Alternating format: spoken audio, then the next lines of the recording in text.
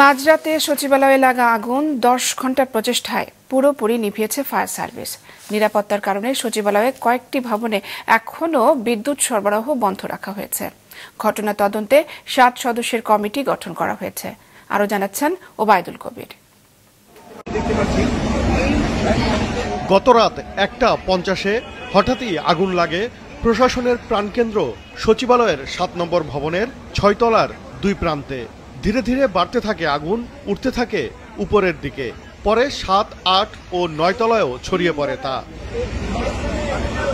আগুন নেভাতে প্রথমে সচিবালয়ের ইউনিট ও পরে 8টি ইউনিট দিয়ে কাজ শুরু করলেও পরে আরও 11টি ইউনিট যুক্ত হয়।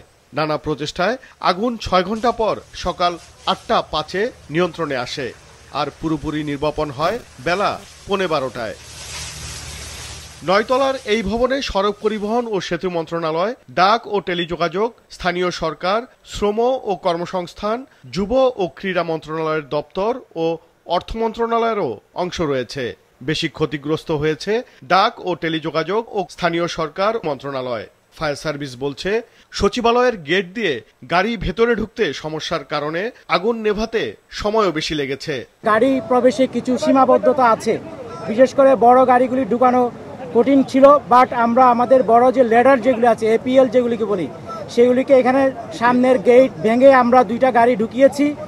সকাল 9টার দিকে ঘটনাস্থল পরিদর্শনে যান স্বরাষ্ট্র উপদেষ্টা। সে সময় তিনি জানান, একটি উচ্চ ক্ষমতা সম্পন্ন তদন্ত কমিটি গঠন করা হয়েছে।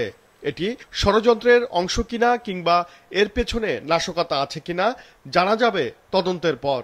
আগুন লাগার ঘটনা তদন্তে আলাদা কমিটি গঠন করেছে স্থানীয় সরকার ও শ্রম ও কর্মসংস্থান মন্ত্রণালয়ও। ইনভেস্টিগেশনের আগে আমি তো বলতে পারবো না, ইনভেস্টিগেশনের পরে আপনাদের আমরা জানাবো। সুরক্ষিত একটা জায়গায় এইভাবে শুনেন, অ্যাক্সিডেন্ট তো সব জায়গায় হইতে পারে, এটা তো এই জন্য তো অ্যাক্সিডেন্ট বলা হয়। সচিবালয় হইতে পারে, দেখো তো সচিবালয়ের ভিতরে তো গাড়ি রাখা হয়, ফায়ার ব্রিগেডের গাড়ি।